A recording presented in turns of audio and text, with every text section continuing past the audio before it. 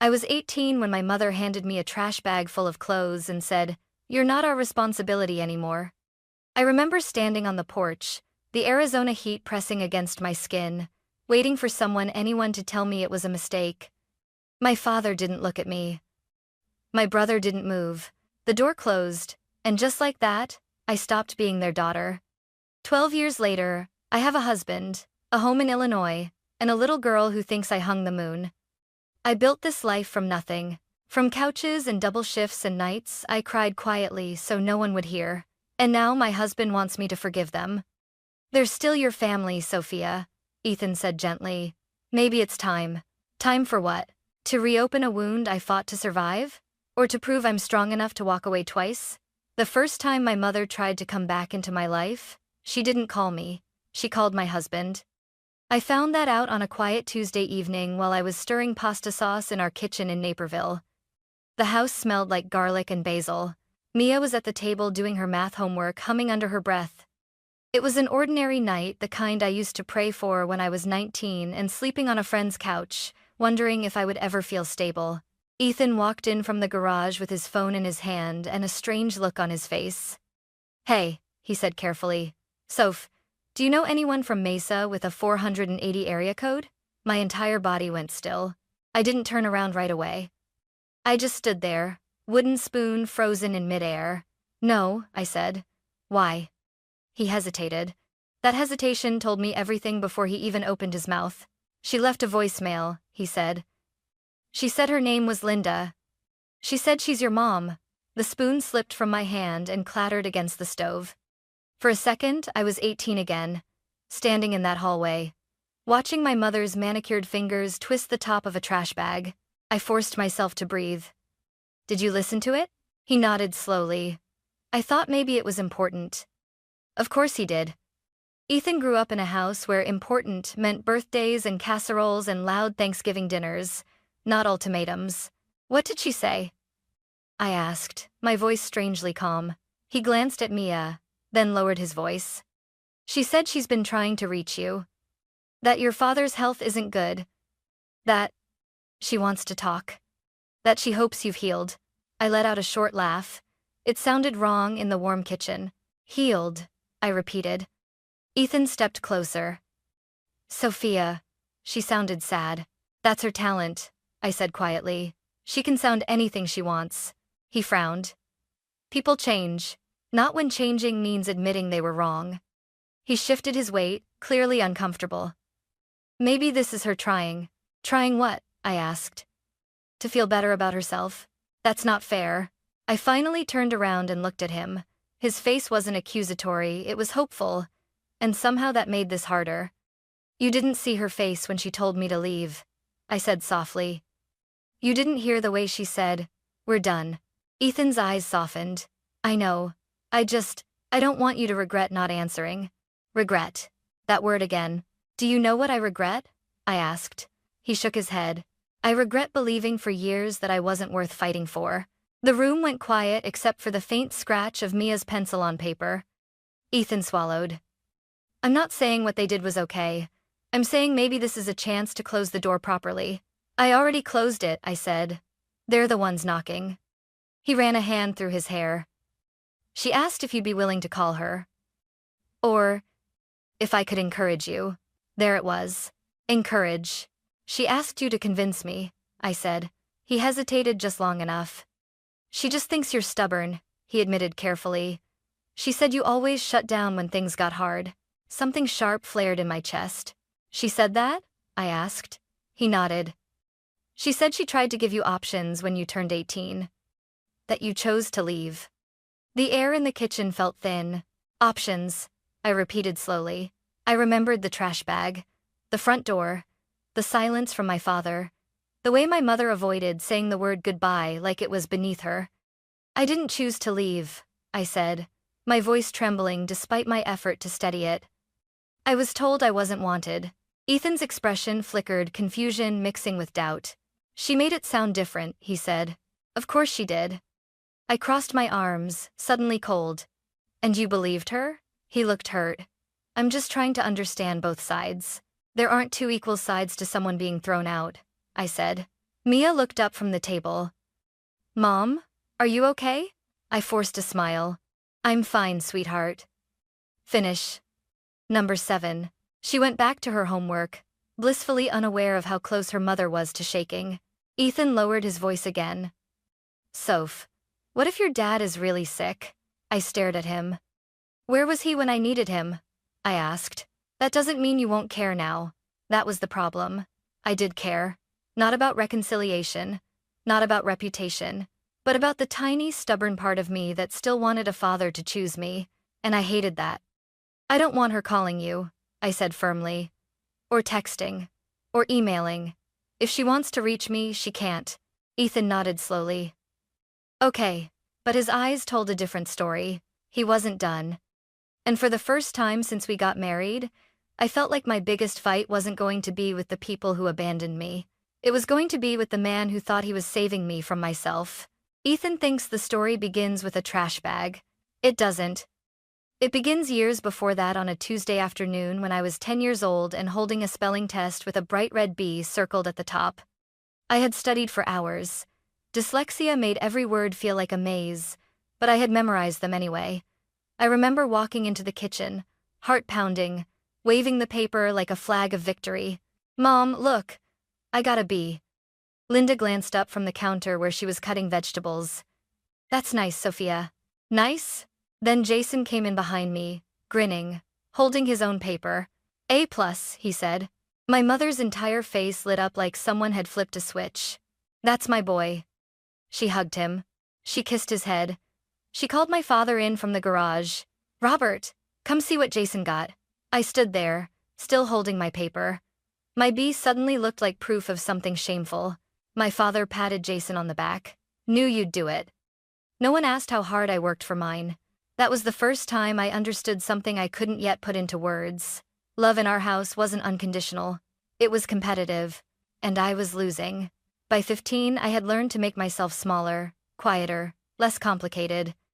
If I asked for something for my birthday, Jason would somehow get it instead. If I showed emotion, I was dramatic.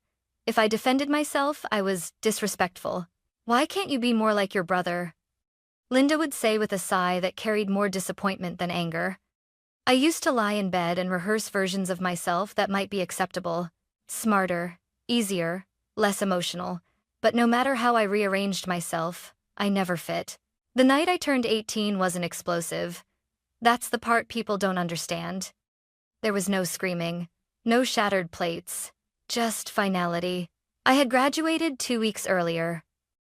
I was working part-time at a grocery store, saving what I could, thinking maybe, just maybe, I could apply to community college in the fall. When I came home from my shift, the house felt too quiet. The trash bag was by the door. I stared at it for a long time before I understood. Linda stepped out of the kitchen, arms crossed. She wasn't crying. She wasn't even angry. You're an adult now, she said calmly. It's time. For what? I asked. To move out. My brain refused to process the words. I don't have anywhere to go. You'll figure it out, she said lightly. Jason needs the room, and we can't support both of you. I looked at my father. He avoided my eyes. I can help with bills, I said quickly. I can pay something. I just need a little time. Linda shook her head. You've always been too dependent, Sophia. This will be good for you. Too dependent. I worked, I cooked, I cleaned, I stayed out of trouble. But I wasn't Jason. And that was the real problem. Is this because of school? I asked. Because I'm not going to a university like he is? She didn't answer directly. She didn't have to. You're different, she said instead. And we've done all we can. Different. That word followed me like a shadow. I remember gripping the top of that trash bag so tightly my knuckles turned white. Do you want me to beg? I asked quietly. Linda's mouth tightened. Don't be dramatic. There it was again. Dramatic. Emotional. Too much. I looked at my father one last time, hoping he would say, wait. He didn't. He just said, it's time you stand on your own 2 feet. So I did. I walked out of that house without yelling, without crying. I told myself I would never give them the satisfaction of seeing me break. But I did break. Just not where they could see it.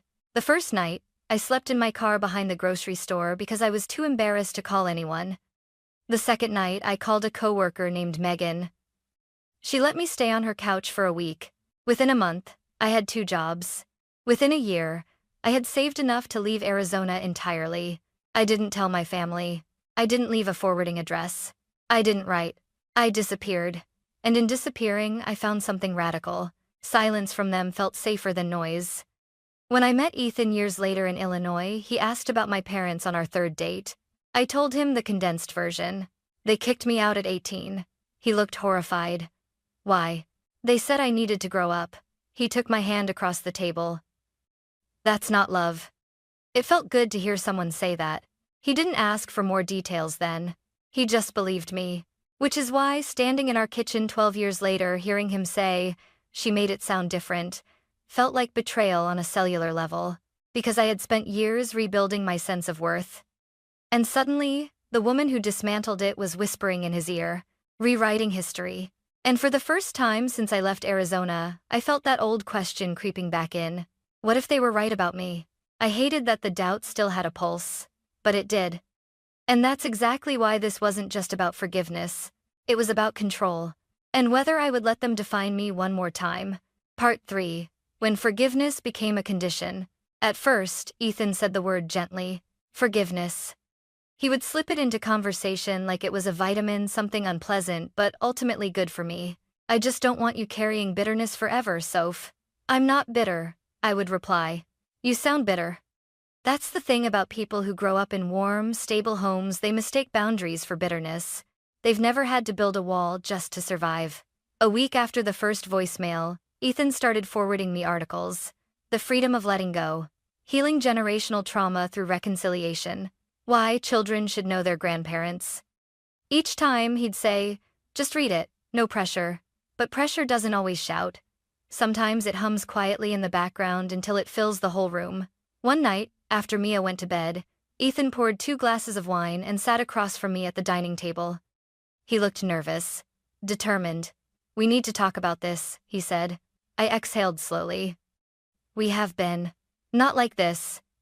He leaned forward. Sophia, they're trying. They're trying to access me. That's not fair. I laughed without humor. You don't know that, and you don't know they're lying, he shot back. The words landed harder than he intended. I saw it in his face immediately, the regret. But they were already out. You think I'm exaggerating, I said quietly. No, he said quickly. I just think maybe your version is shaped by hurt. I stared at him. My version? I repeated.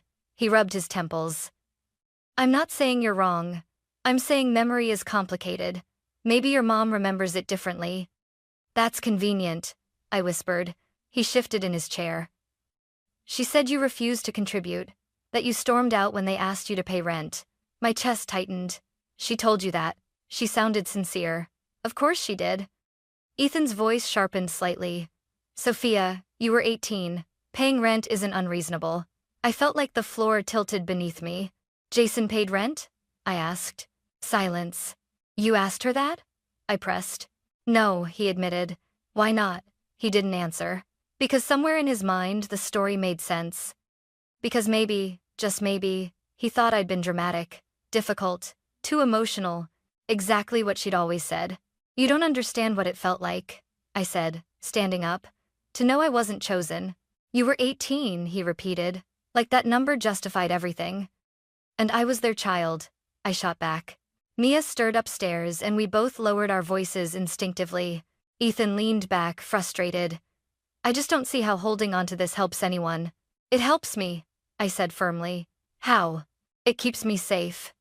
His jaw tightened. From what? They're states away. From manipulation, I said. From being pulled into something that benefits them, not me. He shook his head. You assume the worst every time, because every time they proved me right. The room fell into heavy silence. Then Ethan said something that cracked something open inside me. I don't want our daughter growing up thinking family is disposable. Disposable. I felt the words slice through me. I was disposable, I said, barely above a whisper. He looked stricken. That's not what I meant. It is, I said. You're afraid she'll learn from me that cutting people off is normal. But what she'll actually learn is that she doesn't have to tolerate being mistreated. Ethan stood up now, pacing. You're twisting this. No, I said calmly. You are. He stopped pacing and looked at me like I was someone he didn't recognize. I just want peace, he said quietly. So do I replied. But peace isn't the same thing as pretending. The next day, Linda texted him again. Not me, him. Thank you for being open-minded. I know Sophia struggles with anger. I appreciate you trying to help her heal. I saw the message when Ethan left his phone on the counter. Struggles with anger. I felt something inside me go very still. When he came back into the kitchen, I held the phone up without a word. He read it. Color drained from his face. She didn't mean it like that, he said automatically. Like what? I asked. Like an insult. I nodded slowly. She's planting doubt, he swallowed. She's trying to position herself as reasonable, I continued. And me as unstable. Ethan looked shaken. That's what she's always done. For the first time since this started, I saw something shift in his eyes. Not full understanding, but a crack. I didn't see it, he admitted quietly. I know, I said, and I'm sorry. I wanted to believe that was the end of it, but then he said, I still think you should at least talk to them once. And just like that, the crack sealed shut. You're still pushing, I said. I'm asking, he insisted. It doesn't feel like asking. He hesitated. What if I need this? He said suddenly. The words stunned me. You need this? I repeated. Yes, he said, more confident now. I need to know that the woman I married isn't running from everything painful. The air left my lungs. I'm not running, I said slowly. I walked away from something that was harming me. He crossed his arms. Or you're avoiding something that could bring closure. I stared at him for a long moment. When did my trauma become something you need resolved? I asked. He opened his mouth, closed it.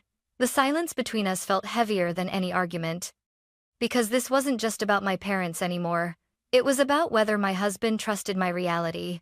And I was starting to realize, he might trust my kindness. He might trust my love. But he didn't fully trust my pain. And that scared me more than any voicemail ever could. 3 days after that argument, a letter arrived. Not an email. Not a voicemail. An actual envelope with my maiden name written in my mother's precise, looping handwriting. It was sitting on the kitchen counter when I came home from picking Mia up from school. Ethan was already there. I didn't open it, he said quickly, like he was afraid I'd accuse him of crossing another line. I stared at the envelope. Mesa, Arizona. Return address neatly printed in the corner. For a moment I considered throwing it straight into the trash unopened. But I didn't. I slid it open with a butter knife. Inside was a single page, cream-colored, formal. Sophia. We have so much to discuss. Your father's condition has worsened significantly. There are important family matters that require your attention. Jason and I cannot proceed without you. Please come home this weekend. We are planning a gathering to reconnect and resolve everything with dignity. You deserve closure. Love. Mom. I read it twice. Then I read the line again. Jason and I cannot proceed without you. Proceed with what? I murmured. Ethan stepped closer. What does it say? I handed him the letter. He scanned it, brows furrowing. She said your dad was sick, he said quietly. That part is consistent. Consistent, I echoed. He looked at me. What are you thinking? That this isn't about closure, I said. It's about leverage. Ethan sighed. Sophia. No, I cut in. Read that sentence again. We cannot proceed without you. That's not about reconciliation. That's about paperwork. He hesitated. Or maybe, he said slowly, it's about wanting you there. I turned to him. If they wanted me there, I said carefully. They had 12 years. The room fell quiet. Mia came running in, dropping her backpack by the door. Mom, Mrs. Thompson says I'm reading at a 4th grade level. I scooped her into a hug, holding her tighter than usual. That's amazing, baby, I whispered into her hair. As she ran upstairs, I felt the old ache stir in my chest. Would my mother ever have held me like that? Or would she have said, that's nice, Jason's ahead of his class? That night, Ethan sat at the edge of our bed, staring at the letter again. They're asking you to come for a weekend, he said. That's not unreasonable. It is when the subtext is missing, I replied. He looked up. What subtext? An apology. He opened his mouth, then closed it. They never once said they were wrong, I continued. Not in the voicemail, not in the texts, not in this letter. They said you deserve closure. That's not an apology, I said. That's a hook. Ethan's jaw tightened. You see, manipulation everywhere. Because I've seen it before. He stood up abruptly and paced the room. Do you know what my mom said when I showed her this? He asked. I blinked. You showed your mom? She asked why you were so upset lately, he said defensively. I needed perspective. My stomach dropped. And? She said sometimes pride keeps people from healing. I laughed under my breath. So now I'm prideful. That's not what she meant. But that's what you heard. Ethan's face hardened. I'm trying to build bridges, he said. You're burning them. I felt something inside me snap, not explosively, but decisively. Ethan, I said slowly, you are asking me to cross a bridge that leads back to the people who decided I was expendable. He looked pained. You don't know that's still true. And you don't know that it isn't. The silence stretched between us, thick and fragile. Finally, he said, what if this is about your dad's will? There it was. The word neither of us had wanted to say. Will. Did she mention a will? I asked. He hesitated. Yes. My heart pounded. What exactly did she say? She said things are complicated. That Jason is overwhelmed. That your father wanted everything handled properly. Properly, I repeated. Ethan stepped closer. Sophia, if there's an estate involved, you might have rights. Don't you at least want to know? The question lingered. Not because I cared about money, but because I cared about control. I want to know what they're hiding, I admitted. Ethan nodded, hopeful. So go, or at least call. I shook my head. No. His shoulders slumped. Why? Because if there's paperwork, I said evenly, I don't need to fly to Arizona to sign it. He frowned. I need a lawyer, I finished. Ethan stared at me like I'd just escalated things unnecessarily. A lawyer? He repeated. Yes. That makes it hostile. It makes it protected. He ran a hand through his hair. You think they're trying to trap you? I think, I said carefully, that people who've never apologized rarely invite you back without a reason. He exhaled sharply. You're assuming the worst again. And you're assuming the best. We stood there, two people who loved each other, separated by a difference neither of us had faced before. He believed in reconciliation by default. I believed in it by evidence. And so far, I had none. That night, after he fell asleep, I lay awake staring at the ceiling. I replayed the letter in my mind. We cannot proceed without you. Proceed with what? And why did it feel less like an invitation, and more like a summons? I didn't tell Ethan I made the appointment. Not because I wanted to hide it, but because I was tired of debating whether protecting myself was too extreme. Rachel Morgan's office sat on the third floor of a brick building near downtown Naperville. The waiting room was quiet. Neutral plants, framed certificates, a bookshelf lined with titles about family law and mediation. It felt strange to be there, like I was admitting something was serious. Rachel herself was calm in a way that made you feel steadier just being near her. Late 30s, sharp eyes, not easily rattled. So, she said after I finished summarizing everything, you were estranged for 12 years. Now they contact your husband first, mention urgency, and reference estate paperwork without specifics. Yes. And they've never acknowledged wrongdoing? Not once. She nodded slowly. Classic pattern. I blinked. Classic? Sudden reconciliation attempts often coincide with financial or legal transitions, she said. Wills, trusts, property disputes, especially if one sibling stayed and one left. Jason. Of course. Rachel folded her hands on her desk. Did they ask you to sign anything yet? Not directly. Just that they can't proceed without me. That's deliberate wording, she said. It creates pressure without clarity. My chest tightened. So, what do I do? First, you don't go anywhere alone. If they want your signature, they can send documents to your attorney. Second, document every contact. Third, decide whether you want any communication at all. I hesitated. My husband thinks I should at least hear them out. Rachel's expression softened slightly. Does your husband understand the full context? He thinks forgiveness is healing. And what do you think? I looked down at my hands. I think forgiveness without accountability feels like surrender. She didn't argue with that. Instead, she asked the question that lingered long after I left her office. Why do you think they contacted your husband first? The answer formed slowly, like a bruise surfacing under skin. Because they think he's easier to influence. Rachel nodded once. And is he? I didn't answer. Because I didn't know. When I got home, Ethan was in the kitchen helping Mia with a science project. Glue sticks and poster board covered the table. Hey, he said brightly. We're building a solar system. I smiled faintly. Looks impressive. Mia beamed. Dad says Pluto still counts. I kissed the top of her head and escaped upstairs before my composure cracked. Ethan followed a few minutes later. Where were you? He asked gently. With a lawyer. He froze. A lawyer, he repeated. Yes. Why didn't you tell me? Because I didn't want to argue about whether protecting myself was dramatic. He ran a hand over his face. Sophia. You really think it's that serious? I think they mentioned estate paperwork without transparency, I said evenly. That's serious. He leaned against the dresser. You're acting like they're criminals. I'm acting like they're strategic. Silence stretched between us. What did the lawyer say? He asked finally. That if there's anything to sign, it goes through her. And that we document everything. He looked unsettled. That makes it feel adversarial. It already is, I said softly. Ethan shook his head. It doesn't have to be. I stared at him. Ethan, they contacted you, not me. They framed me as unstable. They implied I left voluntarily, and now they're saying they can't proceed without my involvement. He shifted uncomfortably.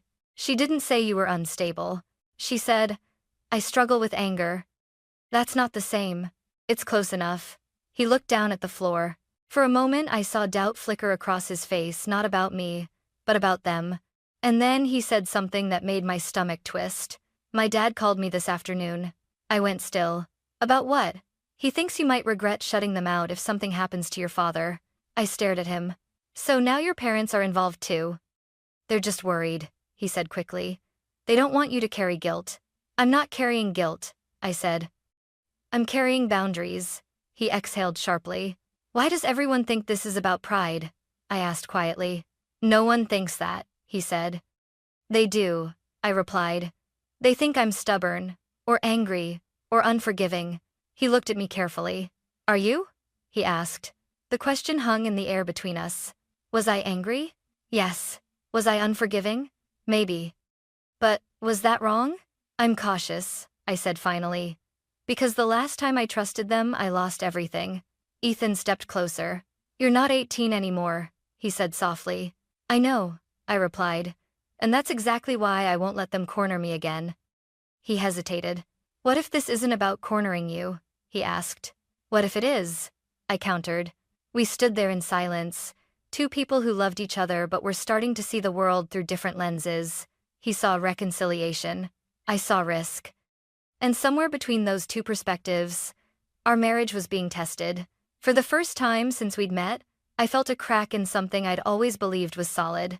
Not because Ethan didn't love me, but because love doesn't automatically mean understanding. And I was starting to wonder. If my own husband couldn't fully grasp why I needed protection, who, exactly, was I fighting this battle with? I found out Ethan answered her call by accident. He was in the shower. His phone buzzed on the bathroom counter, screen lighting up with a name I hadn't saved but instantly recognized. Linda, Arizona. My pulse jumped. For a second, I considered letting it ring out. Then I saw the small text underneath. Missed you yesterday. Please pick up. Missed you. Like they'd been chatting casually. My chest tightened.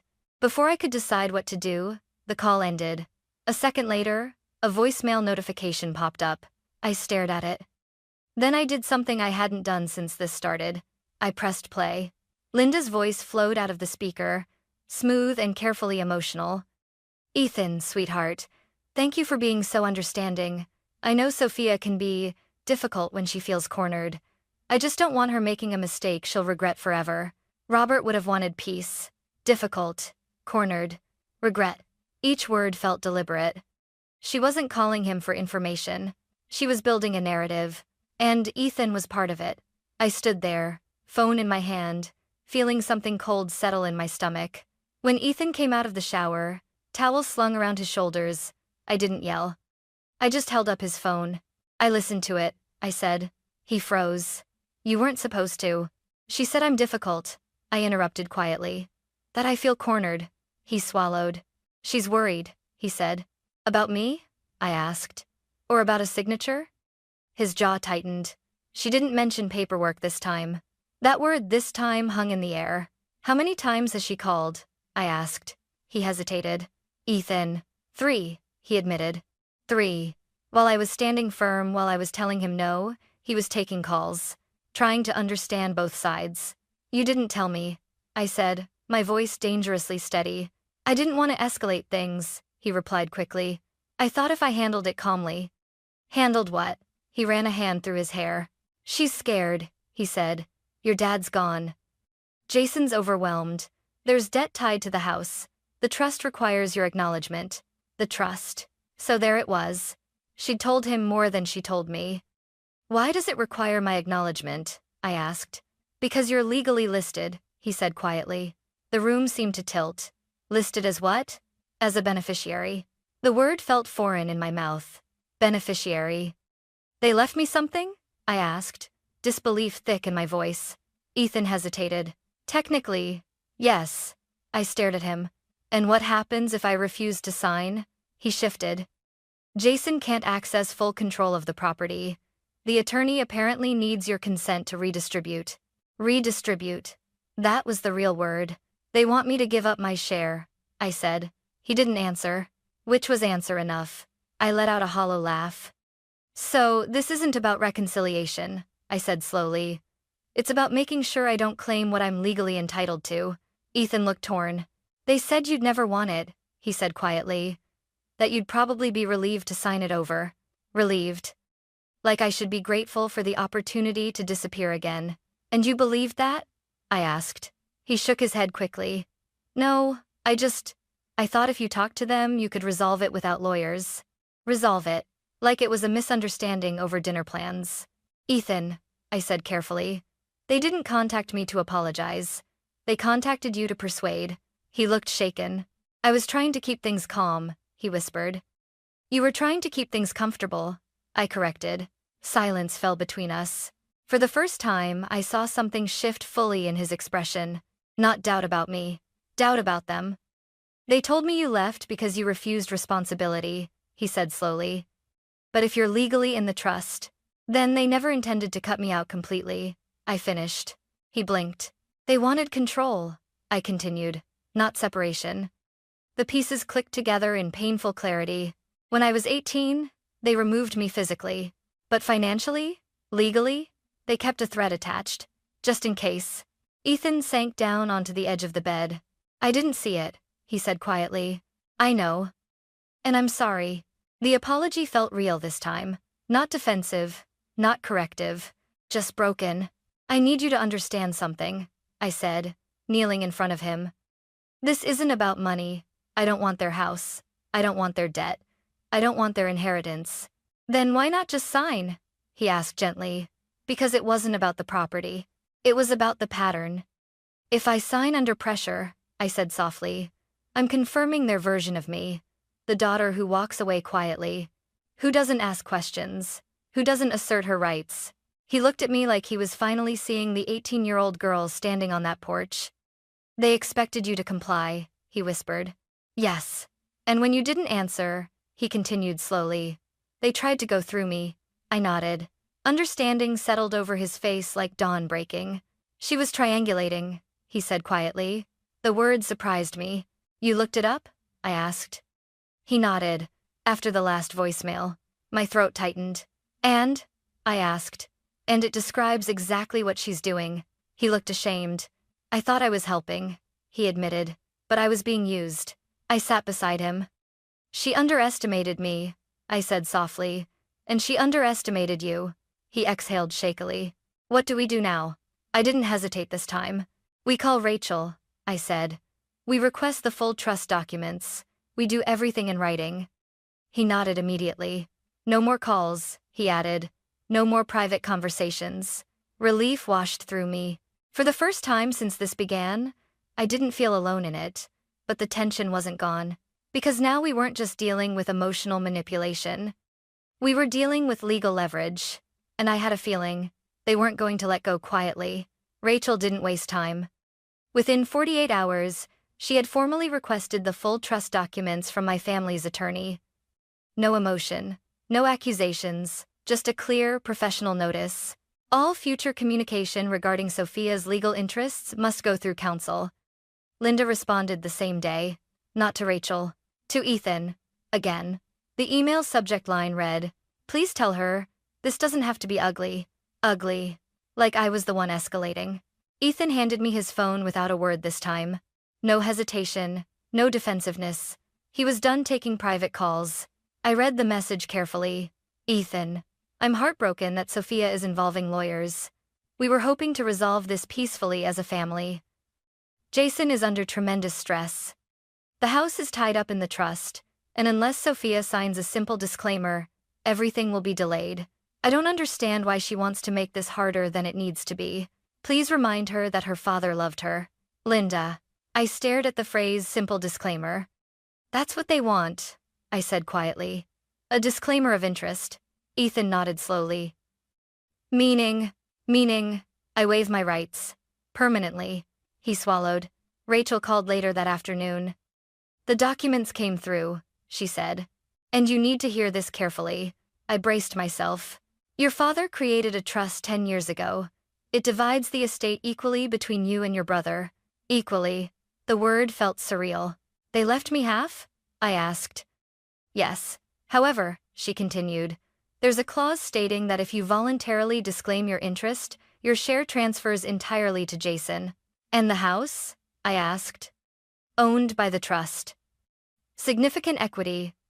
Also significant debt, but still substantial value." I leaned back in my chair. "So they need me to sign away my half so Jason can take full ownership." "Correct." Ethan's face darkened. "They told me she'd never want anything," he muttered. Rachel's voice remained steady. "This is not about whether you want it. This is about whether you consent to give it up." My hands trembled slightly. "Did my father ever try to contact me?" I asked quietly. There was a pause. "No," Rachel said gently. "There's no record of outreach in the legal file. So this wasn't a deathbed apology. It was a financial strategy." "When did he die?" I asked. 3 months ago." 3 months. They had mourned, they had organized, they had consulted attorneys, and then they decided to call me. Not because they missed me, because they needed my signature. Ethan's jaw clenched. "They waited until everything was drafted." "Yes," Rachel said calmly, which suggests this was planned. After we hung up, the house felt heavy.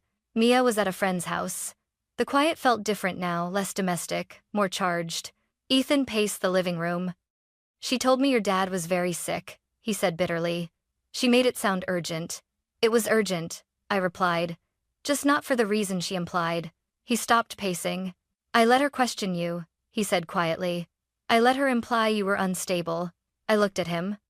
"You didn't know." "I should have," he said. Silence stretched between us. "Do you want the money?" he asked finally. The question was fair. I considered it honestly. "I don't want their house," I said slowly. "But I don't want to be erased either." He nodded. "That's the part I didn't understand," he admitted. "It's not greed, it's dignity." Yes. If I signed without review, without negotiation, without acknowledgement of what happened, I would be confirming their narrative all over again. The daughter who disappears quietly. The inconvenient one. The expendable one. My phone buzzed. Another email. This time directly to me. New address. New tactic. "Sophia, I never imagined you'd turn something like this into a legal battle. Jason is barely holding things together. The least you could do is make this easy. After everything we did for you."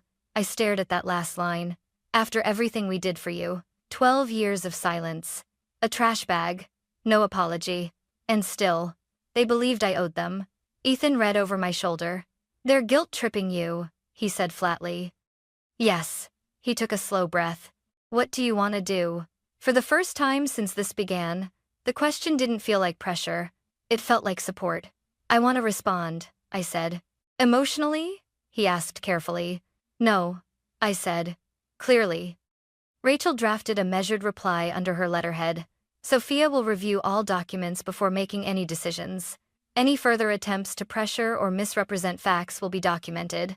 Direct all communication through counsel. Professional. Controlled. Unemotional. Exactly what they weren't expecting. 2 days later, Linda called again. Not Ethan. Not an unknown number.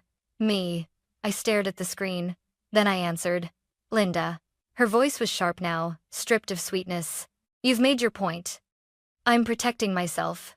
You're humiliating your brother, she snapped. Do you know what people are saying? That you're greedy? That you showed up only when money was involved? I let the accusation hang in the air. I didn't show up, I said calmly. You came looking for me. Silence. You're not entitled to that house, she hissed. You walked away. You pushed me, I corrected. That's your version. And the trust, I said evenly, is the legal version. Her breath caught. For the first time, she didn't have a smooth response. You always were difficult, she muttered. I felt the old sting. But it didn't land the same way. No, I said quietly. I just stopped being silent. She tried one last angle. Jason will lose everything if you fight this. Then Jason should have asked me respectfully, I replied. You're tearing this family apart. I closed my eyes. No, I said softly. That happened 12 years ago. And I hung up. My hands were shaking, but not from fear. From release. Ethan stepped closer. You okay? He asked gently. I nodded slowly. I thought confronting her would feel like falling backward, I said. And it feels like standing upright. He wrapped his arms around me. I should have trusted you sooner, he whispered. I rested my forehead against his chest. You trust me now, I said. And that was enough. But the final decision, the signature, the claim, the refusal, that was still coming. And this time, I wasn't going to choose from fear. I was going to choose from strength. The final documents arrived on a Thursday morning. Thick envelope, overnight delivery. Formal, final, Rachel called as soon as she reviewed them. They're offering a settlement, she said calmly. If you sign a limited interest agreement, you retain a financial share equivalent to your portion of the trust, but you waive control over the property. In other words, you receive your inheritance in cash distribution, and Jason keeps the house. I sat very still at the kitchen table. So I don't have to disappear, I said quietly. No, Rachel replied. You don't. Ethan watched me carefully from across the room. When I hung up, he didn't speak immediately. What are you thinking? He asked gently. I traced the edge of the paperwork with my finger. I'm thinking about 18-year-old me, I said, standing on that porch, believing I had no power. He nodded slowly. And now? He asked. Now I do. The truth was, I didn't want the house. I didn't want Arizona. I didn't want to argue over square footage or kitchen renovations, or the emotional symbolism of childhood bedrooms, but I also didn't want to sign something out of guilt. So, I did something that would have terrified my younger self. I made a decision based on worth, not fear. I'll accept the distribution, I said. On one condition. Ethan tilted his head. What condition? That they acknowledge in writing that I am an equal beneficiary. No more rewriting history. No more framing me as the daughter who walked away. He smiled faintly. That's not about money. No, I said. It's about truth. Rachel relayed the condition. Linda didn't respond for 2 days. When she finally did, the message was brief, formal, stripped of emotion. Sophia is listed as an equal beneficiary under the trust created by Robert Hayes. The distribution reflects that intent. No apology. No warmth. But no denial either. For the first time in my life, my existence in that family was documented without distortion. I signed the agreement. Not to reconcile. Not to reconnect. But to close the chapter on my terms. A week later, the funds were transferred. Ethan stood beside me in the kitchen when the confirmation email arrived. That's it? He asked quietly. That's it, I said. I expected to feel triumphant. Instead, I felt something softer. Release. Not because of the money, because the narrative had shifted. They didn't erase me, and I didn't surrender myself to prove I wasn't angry. That night, Ethan and I sat on the back porch while Mia chased fireflies in the yard. I need to say something, he said. I looked at him. I thought forgiveness meant reopening doors, he continued. I didn't realize it could mean walking away peacefully. I smiled faintly. Forgiveness isn't access, I said. It's letting go of the need for revenge. It doesn't require re-entry. He nodded slowly. I'm sorry I doubted your reality. You wanted a world where families fix themselves, I said gently. That's not a bad thing. But it's not always true. No, I agreed. And sometimes the healthiest family is the one you build. Mia ran toward us, jar in her hands glowing with tiny lights. Look, she said breathlessly. They're all shining. Ethan laughed. I watched her for a long moment. She would never know what it felt like to stand unwanted on a porch with a trash bag. Not because the world is perfect, but because I chose differently. I didn't agree to forgive them because I was pressured. I didn't reject them because I was angry. I chose clarity. Here's what I learned. Forgiveness is voluntary, not mandatory. You don't owe it to people who haven't taken responsibility. Boundaries are not cruelty, they are protection. Legal knowledge is power. Understanding your rights prevents manipulation. Marriage requires listening, not rescuing. Love means respecting someone's lived experience, even when it's uncomfortable. Closure doesn't require reunion, it requires truth. I don't know if I'll ever speak to Linda again.